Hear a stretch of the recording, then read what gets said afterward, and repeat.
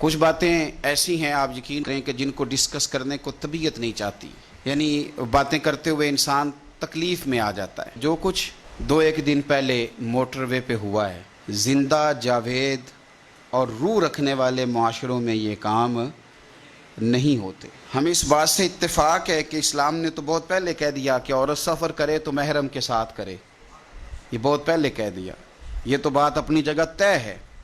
لیکن یہ ہے کہ کوئی غیر مسلم تو نہیں نہ بستے یہاں، اور کوئی ایسا تو نہیں کہ لا قانونیت ہے، اتنا بڑا محکمہ ہے پولیس کا، قانون نافذ کرنے والے ادارے ہیں، کہاں چلے جاتے ہیں یہ لوگ؟ اگر کہیں کہ جرم ہو گیا اور ہم غافل تھے تو پھر بھائی غفلت کی تو بہت بڑی سزا ہے۔ کس بات کے لیے اتنا کچھ دیا جاتا ہے، تنخواہیں دی جاتی ہیں؟ اور میں کوئی زیادہ پر امید نہیں تھا بہت ساری چیزوں سے، اور میں بڑی دیر پہلے سے کہہ رہا ہوں ہمارے ہاں اس طرح ہوتا ہے کہ اپوزیشن کے لوگ بھی کسی بھی ایک نقطے سے آ کے فائدہ اٹھاتے ہیں، اور وہ کوئی ایک نقطہ چھیڑ دیتے ہیں، کوئی کسی گورنمنٹ کی کمزوری، تو اس پہ ذرا واہ بلے تھوڑی دیر کے لیے ہو جاتی ہے۔ اخلاص کے ساتھ الا ماشاءاللہ ہماری اپوزیشن نے بھی حکومتوں کو کسی طرف مائل کرنے کو تیار نہیں ہوتی۔ اور میں تو بڑا پیچھے سے بات کرتا ہوں کہ وہ جو 300 کے قریب لوگ جل گئے تھے کراچی میں، ان کا انصاف ہو گیا؟ جو لاہور میں دن دہاڑے 14 لوگ قتل کر دیے گئے تھے، ان کا انصاف ہو گیا؟ وہ جو معصوم بچے ان کے سامنے سائیوال میں ان کے ماں باپ کو قتل کر دیا گیا تھا، ان کا رزلٹ نکل آیا؟ تو پیچھے سے جو حکومتیں چلی آ رہی ہیں آج تک کسی بھی مجرم کو باقاعدہ سزا نہیں دی جاتی۔ اگر سزائیں دی جائیں تو جرم بند ہو جائیں، سزا نہیں دی جاتی، مجرم کو پتہ ہوتا ہے میں نے چھوٹ جانا ہے۔ تو اب بھی یہی ہوگا، آپ یقین کریں جب میڈیا نے یہ خبر بریک کی ہے تو شرم سے سر جھک گیا ہے کہ یار اس وطن میں یہ حال ہوگا جو وطن کلمے کی بنیاد پہ بنا ہے، اس وطن میں یہ حال ہوگا جہاں ریاست مدینہ بنانے کے دعوے کیے جاتے، اور کوئی ایسی جگہ نہیں کہ کوئی جنگل ہے، یعنی ایک ایسا روڈ جو مصروف ترین روڈ ہوتے ہیں جن کو آپ نے جدید طرز میں بنایا ہے۔ خدا ہمیں سمجھ دے اور کچھ ہم ووٹ دیتے وقت عقل کا استعمال کریں، اور اللہ تعالیٰ اس وطن پر اپنا رحمت کی برکھا برسا دے، اور ہمیں شعور آ جائے کہ ہمارے ہر دکھ اور درد کی اگر دوا ہے تو وہ نظام مصطفیٰ ہے۔ اگر یہ سمجھ ہمیں آ جائے صلی اللہ علیہ وسلم تو بڑی ساری چیزیں، میں اپنی طرف سے کوئی تبصرہ نہیں کرتا۔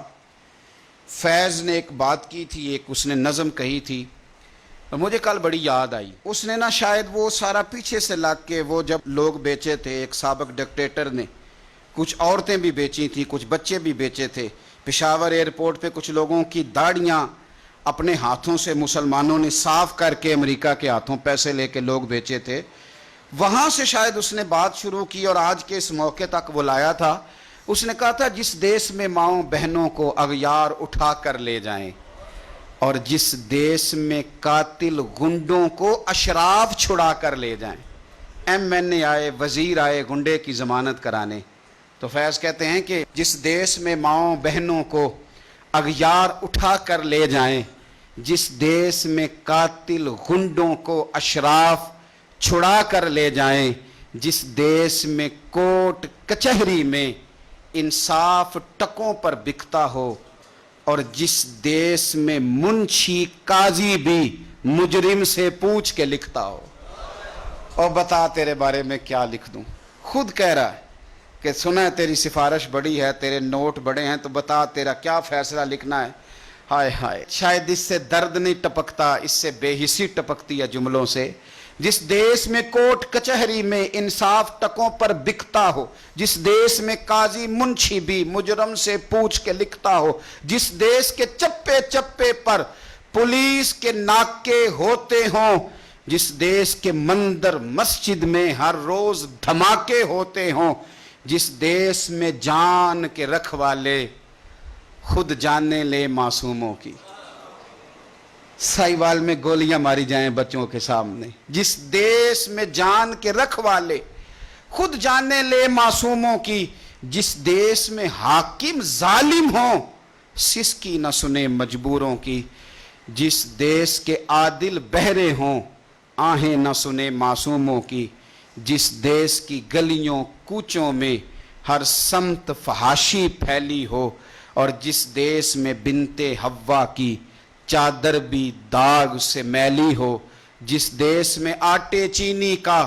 بحران فلک تک جا پہنچے، جس دیس میں بجلی پانی کا فقدان حلق تک جا پہنچے، جس دیس کے ہر چوراہے پر دو چار بھکاری پھرتے ہوں، اور جس دیس میں روز جہازوں سے امدادی تھیلے گرتے ہوں، اور جس دیس میں غربت ماؤں سے بچے نیلام کراتی ہو، جس دیس میں غربت ماؤں سے بچے نیلام کراتی ہو، جس دیس میں دولت شرفا سے ناجائز کام کراتی ہو، اور سنو، جس دیس میں عہدے داروں سے عہدے نہ سنبھالے جاتے ہوں، اور جس دیس میں سادہ لو انسان وعدوں پہ ہی ٹالے جاتے ہوں، تو پھر فیض کا فتویٰ سنو۔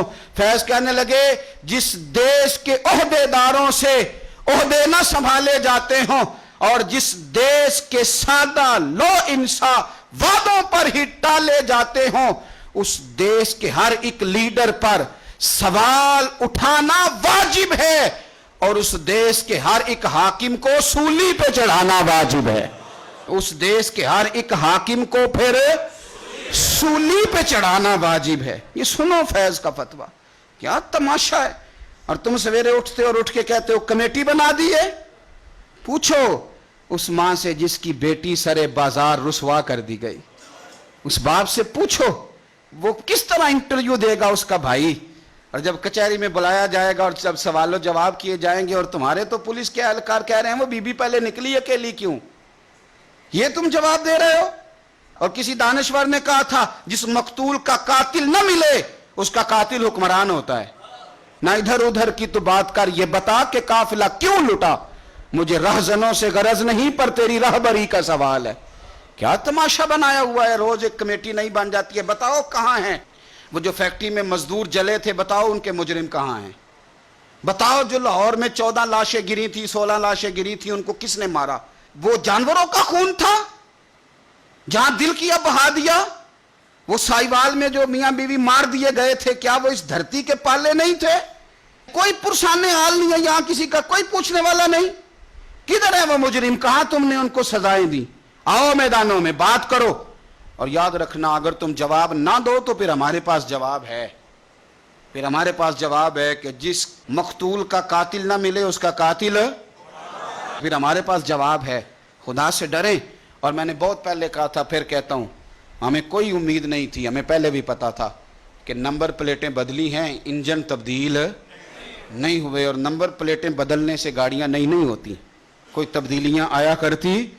ہماری تبدیلی بس ایک بات میں ہے، اور وہ بات یہ ہے کہ مصطفیٰ کریم کا نظام نافذ کر دیا جائے، بس اس کے علاوہ کسی اور جگہ گزارا ممکن نہیں ہے۔ اور پھر میں بڑے دنوں سے کہہ رہا ہوں، میں نے تو صحابہ کرام کی بے ادبیوں پہ بھی کہا تھا کہ میں کسی اور کو بھی اس کا مجرم قرار نہیں دیتا، اس کی مجرم حکومت ہے۔ آپ کہاں ہیں؟ قانون نافذ کرنے والے ادارے کہاں ہیں؟ ویسے آپ کو بڑا پتہ چل جاتا ہے کہ اس کے پاس پیسے کتنے ہیں، ویسے آپ کو بڑا پتہ چل جاتا ہے کہ فلانے ادارے نے کہا ہے کہ فلانا لیڈر مقبول کتنا ہے، ویسے آپ کو ادارے گن گن کے بتا دیتے ہیں کہ کس کے کتنے بندے ہیں اور کون کتنا مقبول ہے۔ یہ نہیں آپ کو ادارے بتاتے کہ مجرم کہاں بیٹھے ہوئے ہیں، یہ نہیں آپ کو خفیہ ایجنسیاں بتاتی ہیں کہ ملزم کہاں بیٹھے ہوئے ہیں، یہ نہیں بتایا جاتا کہ فتنہ اور فساد برپا کرنے والے لوگ کہاں ہیں۔ باقی ساری باتیں آپ کو آپ کے تعلق کی لوگ کھول کھول کے بیان کر دیتے ہیں۔ میں بڑی ذمہ داری کے ساتھ آپ حضرات سے بھی کہتا ہوں، حکومت وقت سے بھی کہتا ہوں کہ اب دیر نہ کرو، ورنہ یہ تھوڑے دن رہ گئے ہیں، قبر میں جائیں گے، لوگوں کے ہاتھ ہوں گے، تمہارے گریبان ہوں گے، اور تمہاری پشتوں پہ جھنڈے لگے ہوں گے کہ تم غدار تھے، پشتوں پہ جھنڈے لگیں گے، حدیث سے ثابت ہے۔ تو اللہ سے ڈر جاؤ، وقت ہے، واپس لوٹ آؤ، ابھی تو ٹائم ہے، تمہیں معافی مل سکتی ہے۔ اور یہ کوئی بھی پچھلی اس سے پچھلی حکومت کوئی بھی ایسی نہ بنے کہ جناب ہم بڑے اچھے تھے تو یہ ایسے ہیں۔ میں گنوا چکا ہوں کہ کہاں سے قتل ہوتے آ اور کس حد تک ہوتے آ رہے ہیں۔ اللہ تعالیٰ بس ہمیں سمجھنے کی توفیق عطا فرمائے۔